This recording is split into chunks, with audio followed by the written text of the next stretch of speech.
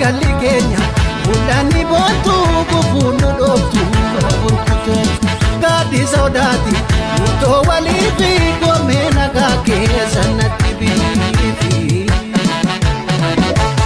Kaleessa tuffadheen har'a tuffatame. Asuuko asaantuuko asuuko wanuufiiko asuuko musimbooko asuuko marartuuko asuuko gulummaako. Yeroodhaaf maqaa kiyya himachuun barbaadu. Kanan dhaladhee guddadhee dachee magariituu Oromiyaa keessatti yeroo ta'u barnoota koos kutaa 1 hanga 12tti baradheen digirii koollee akkaawuntingiitiin xumureera. Kaleessa seenaa jireenya koo keessatti wantoota ani itti gaabbu baay'ee waan jiraniif obboloonni koo shamarranii irraa haa barataniif qooduudhaaf eeyyamamtuun ta'e. Yeroo umuriin koo waggaa 14 hanga 24 ta'u baay'ee bareedduu fi dubartiin lafa kanarratti uumamte hamma koo simboo kan qabdu jirtillee natti hin fakkaatu. Miirri madinummaa kun sammuu koo keessatti dhagahamuu kan jalqabe dhiironni hedduun xalayaanaaf barreessanii fi anaan jaalalaafis ta'e bultiif na barbaadanii kan naaf jilgeenfachaa turanidha. Ijoollummaa koorraatii kaasee haatii fi abbaan koollee baay'ee akkan bareedu natti himu. Miiruma kanaan dubartoota naannoo koo jiran irraatiin addatti of qoodeen akka nama addaattiin of hin ilaala. Qe'ee keenyatti dhalatee hidda dhiigaa nu keessaa kan hin qabne yoo ta'e gaaffii jaalalaa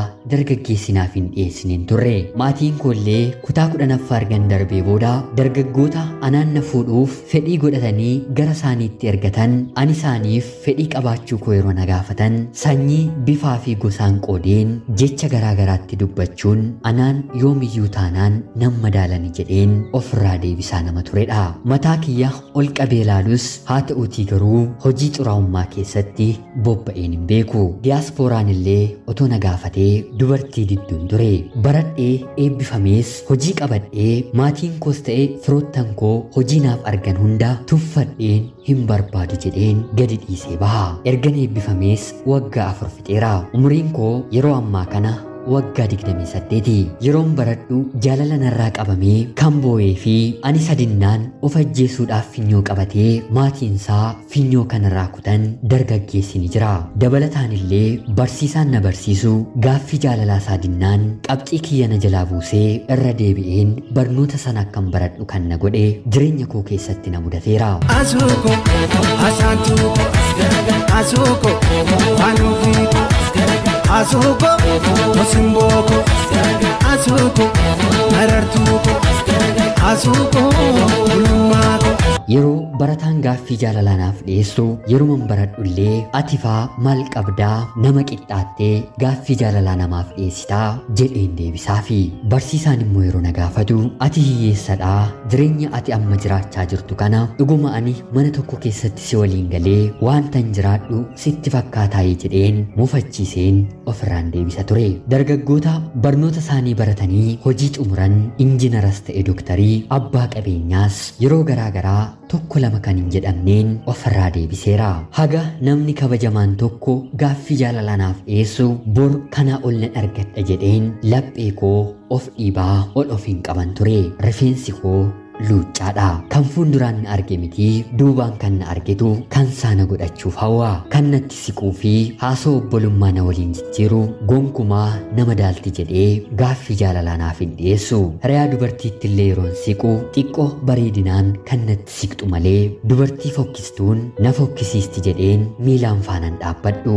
Gita hojii guddaadhaa hanga xiqqaatti namoonni hojjetan gaaffii jaalalaa naaf dhiyeessaniiru. Keessumaa umriin koo waggaa 26 yeroo darbu sanyiin isaanii warra gurraachadhaa isaan warra akkasiitii hojjaansaa kan nama daalu miti biftisaa akka koon bareeduu maal jedheenis nama kana waliin deemaa kan jedhan madaallii garaagaraatu sammuu koo keessatti burquu jalqabanii. Dhala namaa sanyii waaqayyo uume otoon ol baasuu gadi baasuuf kunoo har'a tokko toon qabatiin umuriin koorra darbe.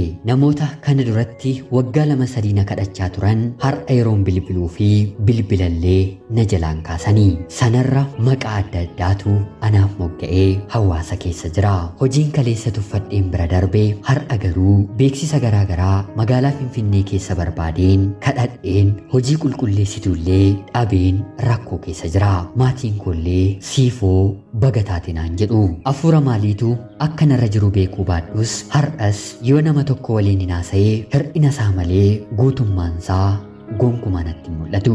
Guyya 2-3 waliin taphadheen haasoo addaan kutaa. Wanti jalqabe hunduu obsa na dhawwata. Kaleessa wanta gaarii ta'an jireenya kiyya keessatti na mudatan hedduu isaanii of bira dabarseen har'a garuu seenaan kaleessa jiraadhe akka televezyiiniitti fiilmii durii godheen sammuu koo keessaa yaadaa jiraachaatiin jira. Dubartiin umuriin ishee gabaabduudha. Bareeddee simboo kan fakkaatullee yeroo gabaabduu kana keessatti dhiirota ani tuffadhe hiriyoonni koo hamma kiyyan bareenne maatii waliin dhaabbatanii har'a yaadaanis hojiinis jireenya hawaasummaa kamiinuu na bira darbaniiru. Asuuko asaantuuko asuuko waanuufiiko asuuko simbooko asuuko marartuuko asuuko gulummaako. Kaleessa ani guddoon ture har'a immoo ani baay'ee xiqqoodha. Bareedinni kaleessa akka daraaraa ilillii narraa ciruqqisu har'a garuu jaartii na fakkeesseera. Badiin ofirratti dalage kun har'a amala na dhoowwatee nama kam waliin iyyuu walii galtee akkan uummanni na godhee jireenya koo irratti godaannisa kaa'eera. Wanta hundumaa tuffadheen wanta hundumaan hin tuffatame. Wantoota dursuu qabaniitiif dursa kennuu baachuu kootti booddeetti na hambise. Bareedinni koo waaqa ta'ee natti mul'atee nama hundumaa akka namaa gadiitti akka lakkaa'uu fi jireenya hundumaa akkan tuffadhu na godhe. Icciitiin addunyaa karaa tokko yoo jedhan karaa gara biraa immoo icciitii gara biraa of keessatti qabatti. Kaleessa namoota jiraatan irraa hubannoo fudhannee jireenya keenya har'aatti of barsiisuun wanta nurraa eegamudha. Kaleessa maatiin kiyya hundi obbolaan koo hiriyoonni koo jaarsoliin illee otoo nafiin waa hedduu na gorsaa turanii. Gorsa isaanii dideen kan kootu caala jedheen isaan biran darbe. Yaadni kiyya garuu namoota naaf jedhanii na gorsaa turan otoo hin taane anumaan deebiseeti miidhe. Har'a isaan kaleessa kana si jennee turree siif ni xiqqaataa miira jedhamutu yeroo na argan sammuu isaanii keessatti dhufa. Anallee miira gaabbii guddaatu natti dhaga'ama. Haa ta'utii garuu barsiifata sana keessaa ba'uun baay'ee natti ulfaate. Yeroo tokko tokko akkuma kaleessaati of si'een har'allee wantoota hedduu jireenya koof na fayyadan of biran dabarsa. Dhala namaa waa hedduun hin qooda. Haa ta'utii garuu har'a kan akka koo dhala namaan madaallee dubartiin lafa kanarra hin jirtu. Nama amala hin qabne simboon isaarraa harca'ee fayyaa fakkaatu garuu immoo dhukkubsataa jiraatudha. Booddeen keessan obboloonni koo shamarranii akka akkasiin taane hawwii gaarii isiniif hin qaba. Yoo ta'uu baate garuu otoo qabanii dhabuutu jireenya keessan keessatti isin mudachuu danda'a. Ana obboleettii keessan hojii barbaaddu Oromiyaa keessaa ulfaadhaa nagaatti galatoomaa. Galgalli keenya mul'anni boontuu kufuun nu dhooftu burkutu gaaddi sodaati murtoo walii fi goomee nagaa keessa natti biifi. Yooyaa shamaa akkam jirtu kabajamtootaaf hordoftoota qophii Oromiyaa 24. Nagaaf jaalalli tokkummaan bakka jirtan hundaatti hunda keessaniif haa ta'u.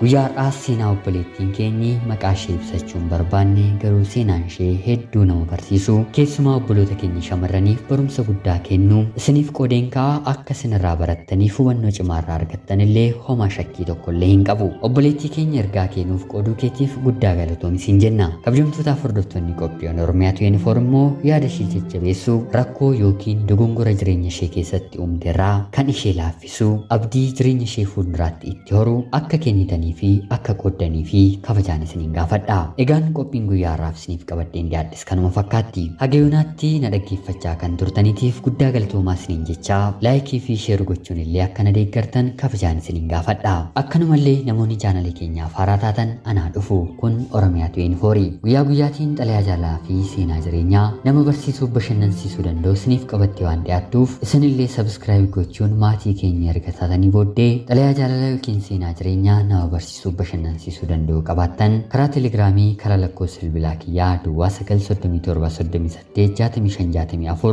naaf erguun irratti hirmaachuu ni dandeessu. Qopheessuuf qindeessuun isin waliin kanan ture ani gammachiista shoomeeti. Qophii gara biraatiin guyyaa borii hanga walitti deebinutti bakka jirtan maraan turtii gaarii horaa bulaa. Asuuko asaantuuko asuuko waanuufiiko asuuko simbooko asuuko marartuuko.